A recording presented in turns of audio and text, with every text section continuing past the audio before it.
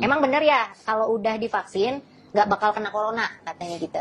Oh, enggak. Jadi gini, vaksin itu tujuannya untuk masukkan data ke tubuh kita supaya nanti kalau virusnya masuk ke dalam tubuh kita, maka tubuh kita akan langsung ngeluarin antibodi. Gitu. Jadi tujuannya ada di dalam tubuh kita, bukan di luar tubuh. Ya.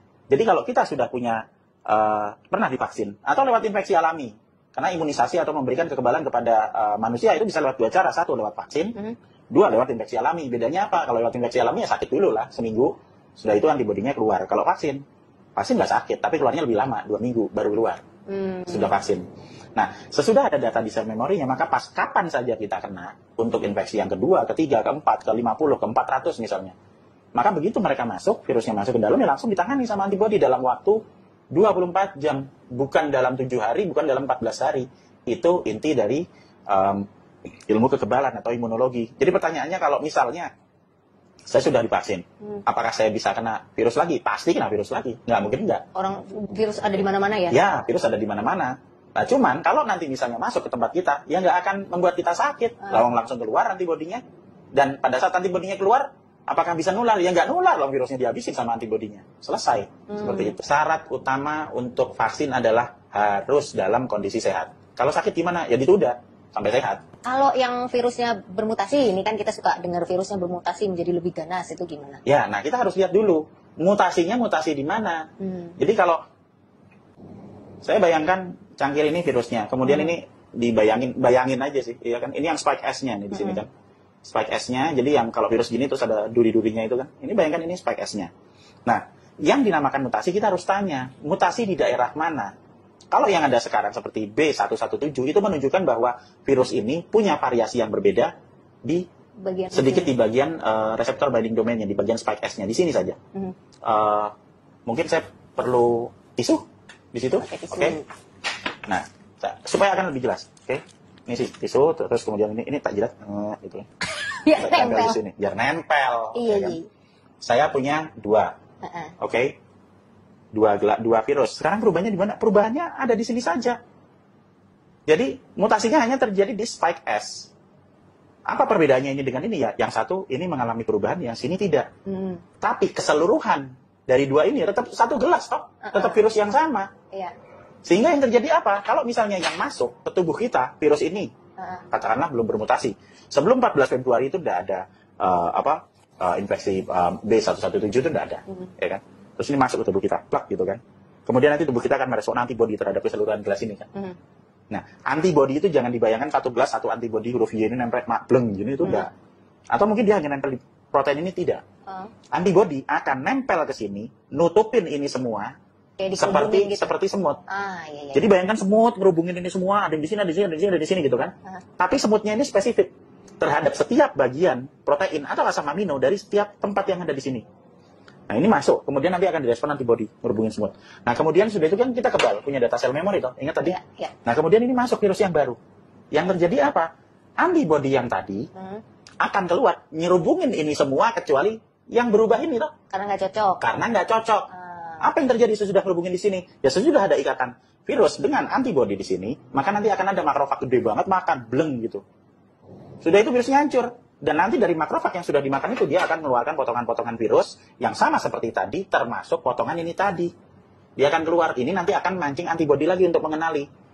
Sehingga orang yang sudah pernah kena tadi, pernah kena virus awal, dia tetap akan kebal sesudah kena virus yang dianggap mengalami mutasi yang di ujung reseptor binding domain tadi.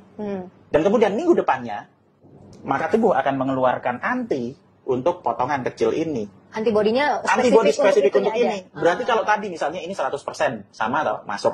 Ini 98% sama, 2% ada di sini. Dia tetap akan makan di sini, ya kan, nutupin di sini, kemudian dihancurkan sama makrofag. Yang 2% apa? Ya nggak apa-apa, biarin aja. Nanti minggu depan keluar lagi ini. Jadi tubuh kita akan punya antibodi terhadap ini keseluruhan, termasuk bagian ini plus ini. Jadi makin kita banyak kemasukan jenis-jenis virus, antibodi makin banyak. Makin lengkap, iya, benar. Dan itu yang terjadi dengan kasus yang sekarang. B117, 2 orang selamat, tidak ada apa-apa. Sakit, ya udah sesudah itu sembuh. Karena ibaratnya cuma 2% itu tadi ya? Iya, betul. Perbedaan virus dan bakteri serta cara menyembuhkannya bagaimana? Virus itu ukurannya 100 nanometer rata-rata. 1 nanometer itu 1/10 juta sentimeter. kecil sekali virus itu. Jadi kalau virus ini virus segini kecil, ya kira-kira segini. Nah kemudian bakteri ukurannya gede sekali, 1000 kali lipat daripada virus. Sehingga kalau misalnya ini virusnya sekecil ini, maka bakteri akan sebesar meja ini. Padahal di virus yang sekecil ini nanti akan diserubungi lagi oleh antibodi yang lebih kecil dari ini. Oke? Oke. Iya. Itu sebabnya untuk menangani virus perlu antibodi. Karena jumlahnya terlalu kecil. Nah, sementara untuk bakteri, ukurannya lebih besar, sehingga dia hanya bisa dihancurkan pakai antibiotik. Ditambah obat dari luar untuk masuk ke dalam. Kalau virus, tidak ada antibiotik yang bisa dipakai untuk virus. Antibiotik hanya untuk bakteri. Sehingga bisa diobati dari luar, tergantung jenis bakterinya. Beda bakteri, beda antibiotik. Sementara kalau virus, hanya bisa ditangani oleh antibodi dari dalam tubuh kita. Dan antibodi itu nanti akan ada respon alami di situ untuk mengenali, kemudian mengeluarkan. Dan untuk mengeluarkan antibodi dalam jumlah yang cukup banyak, perlu vitamin E dan vitamin C. Udah itu aja. Mekanisme penanganan penyebaran virus itu seharusnya gimana ya? Minimal kita bisa tahu prosesnya seperti apa. Saya masih bingung katanya gitu. Jadi kita harus tahu dulu bahwa virus hanya bisa disebarkan dari orang yang sakit. Gitu loh. Kenapa orang yang sakit? Ingat tadi kan virus pertama nempel dulu nih di hidung. Pada saat nempel di hidung belum sakit tuh ya. Baru nempel saja di hidung. Karena virus ini COVID ini punya sifat yang aneh, bisa nempel di hidung itu. Nah nanti kalau misalnya jumlahnya udah banyak sekali, baru nanti masuk ke dalam. Berapa lama waktu yang dibutuhkan untuk sampai masuk ke dalam ya nggak ngerti, tergantung seberapa banyak yang masuknya kan gitu. Kemudian akhirnya dia nanti akan masuk ke dalam. Nah sesudah dia masuk ke dalam, nanti dia dari 10 jadi 100 jadi 1000 karena reseptornya ada di tempat tadi, di jantung, di alveolus, kemudian di ginjal sama di ileum, di usus halus. Baru dia bisa jadi bertambah banyak. Kalau virusnya banyak, melebihi jumlah daya tampung tubuh di dalamnya, maka dia akan dikeluarkan, itu namanya shedding. Untuk mengurangi jumlah virus yang ada di dalam tubuh. Nah, pada saat terjadi shedding, jumlah virusnya banyak sekali dan jumlah antibodinya kurang. Dan itu hanya akan dialami oleh orang-orang yang sakit. Yang sakit karena virus ya. Jadi bukan nanti ketempelan di sini, terus orangnya kena epilepsi gitu, terus dianggap sakit, itu tidak. Orang sakit kena virus, maka akan diawali dengan demam. Bukan dari positifnya, tapi dari demamnya. Dihitung dari demam awal. Nanti antibodi keluar 7 hari sesudah itu. Berarti durasi 1-7 hari. Kalau dia masih demam dan masih terus sakit, ya berarti dia punya potensi nular. Kalau orang sehat gimana? Orang sehat nggak nular kan? Iya. Lah kalau orang sehat kan antibodinya banyak, virusnya sedikit.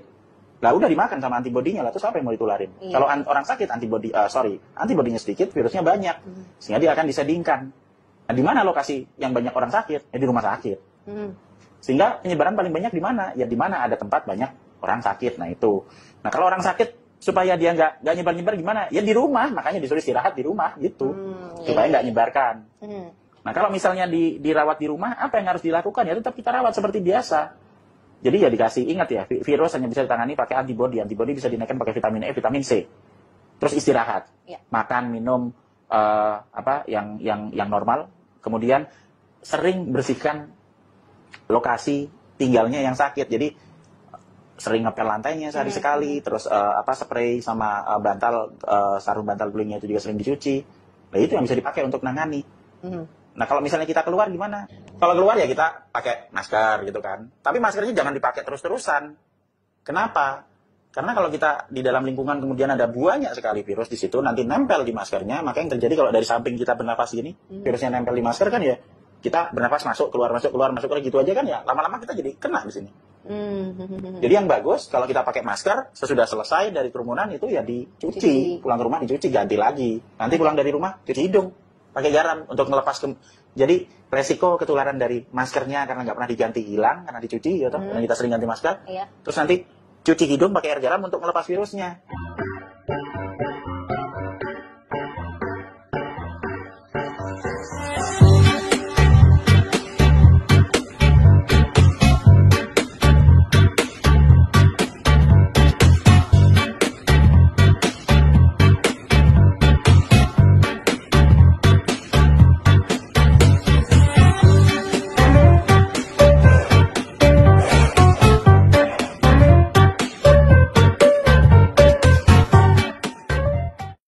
Jadi kita kan udah double nih. sumbernya udah dihilangin, terus nanti yang mungkin nempel dihilangin gitu. Terus mandi deh sampai rumah, udah gitu aja. Oke. Nah, kalau ngomongin masalah penularan, waktu aku positif, Ya. Pak De juga kan bimbing aku ya. Jadi suami aku selama aku positif itu ternyata nggak tertular. Iya. Nah, itu gimana tuh Pak De? Mungkin suaminya punya ilmu khusus misalnya.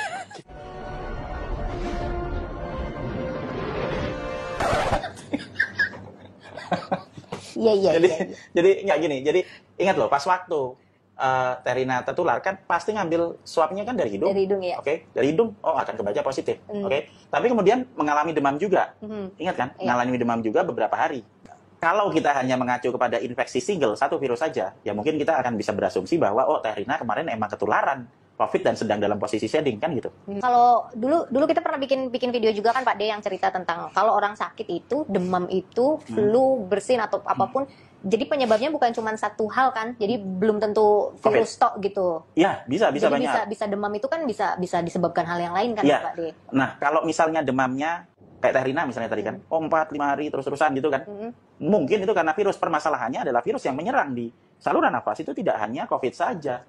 Ada corona, oke, yang sekarang COVID, ada flu, orthomyxovirus, ada parainfluenza, paramyxovirus, ada selesma, rhinovirus, ada juga adenovirus, human respiratory syncytial virus. Paling tidak ada 6 virus lain yang bisa menimbulkan demam dengan gejala yang sama selain COVID. Karena yang ditesnya pakai COVID aja, jadi maka untuk bagi COVID aja. kecuali kalau kita tes sama yang lain-lain ya. Ya betul. Iya. Nah, ada peristiwa yang menarik juga. Waktu itu anak saya pernah juga ngalami bersin, terus pilek, demam, persis kayak Terina itu. Iya. Badannya nggak enak gitu kan. Terus kita coba di swab hasilnya negatif. Nah, kenapa? Ya kemungkinan memang dia bukan karena virus itu, mungkin kena flu. Dan bukankah sejak ribuan tahun yang lalu juga semua manusia juga kena flu kan? Iya. Jadi kita harus mengembalikan lagi ke dasar ilmu kesehatannya. Jadi bahwa mixed infection itu sangat mungkin terjadi. Bahkan dari satu sampel itu selalu akan ada virus lain yang ada di dalam satu sampel itu, bukan hanya COVID saja. Ini kita belum ngomong infeksi bakteri, kita belum ngomong kayak TBC, kita belum ngomong mengenai masalah asma, kita belum ngomong apalagi penyakit jantung, penyakit ginjal, dan lain sebagainya. Jadi kita harus milah-milah semua penyakitnya dan jangan hanya terpacu pada swab dari hidung saja. Yang seharusnya kalau untuk PCR, rapid test antigen itu memang haruskah dilakukan setiap mau perjalanan misalnya, terus mau bekerja rutin gitu setiap minggu, dan bahkan yang sudah positif pun juga masih harus melakukan tes itu. Apakah itu perlu? Jadi gini, rapid test ya, kita ngomong rapid test. Oke, rapid test untuk antigen. Rapid test antigen itu hanya untuk menunjukkan kondisi pada saat diambil. Jadi kondisi misalnya di sini kan? Iya, kondisi pada saat rapid test itu diambil berdasarkan kondisi yang ada di hidung. Jadi misalnya saat ini kita rapid test misalnya, ya kan, berdua dari hidung gitu kan, oh negatif. Tidak akan ada yang jamin nanti 10 menit lagi kita tetap negatif. Iya. Kita keluar, terpapar lagi, kena nempel di sini, bisa jadi positif. Atau misalnya, oh saya sekarang di swab, oh kemudian positif misalnya. Kemudian saya pulang ke rumah cuci hidung. Ya mungkin 15 menit lagi jadi negatif lagi, kan gitu. Jadi rapid test hanya menunjukkan kondisi pada saat diambil. Dan kita harus ingat bahwa khusus untuk virus ini ya, untuk virus COVID ini, dia punya kemampuan untuk menempel dengan kuat di lapisan mukosa hidung. Sehingga apa yang terjadi? Yang terjadi nanti kalau ada orang sehat, ketempelan, diambil, ya jadi positif. Orang jantungan, diambil, ya jadi positif. Orang epilepsi diambil itu terjadi positif, gitu loh. Iya. Karena yang menentukan itu bukan masalah apakah hasil swab ini atau tidak, demam atau tidak, gitu loh. Iya. Sementara kalau kita balik lagi ke tempat yang tadi, kalaupun demam, kita masih akan ada 5 virus lain selain COVID, termasuk kayak Terina kemarin. Pada saat terjadi demam, ya toh, lah kok nggak ketularan ke suaminya? Lah mungkin menurut saya sih ada infeksi lain selain COVID. Jadi COVID yang nempel di sini cuma nempel di sini aja. Iya, Nggak tahu dapatnya dari mana. Bisa saja misalnya, oh Terina kena influenza plus COVID, gitu. Jadi akan, demam misalnya pada saat itu, tapi kan nggak kedetek kalau influenza nggak dideteksi. Iya kan? COVID-nya dapat dari mana ya? Mungkin pas pada saat keluar kemana, ketempelan di sini, sehingga kita berasumsi bahwa, iki kenanya COVID, terus ada demam seperti itu. Penyakit virus ini sebenarnya bisa ditangani, asal syaratnya satu, jangan panik gitu loh. Karena kalau begitu kita panik, wah sekarang kena, besok mati, gitu ya, kita nggak akan bisa berpikir logis gitu loh. Jadi yang harus diutamakan adalah pengetahuan dasar mengenai sifat virusnya gimana, terus penularannya gimana. Nah kalau kita sudah paham lewat edukasi nih, kayak yang tiap hari kita kerjakan itu, maka kita akan bisa ngatasi dan tidak membuat kita panik gitu loh. Jadi dan kita yakin ini sebenarnya bisa diatasi. Iya, seperti yang Pak De suka bilang ya, pengetahuan mengalahkan ketakutan. Iya. Logika mengalahkan kepanikan. Betul. Iya, itulah. Padahal sebenarnya saya cuma ngomong apps together strong.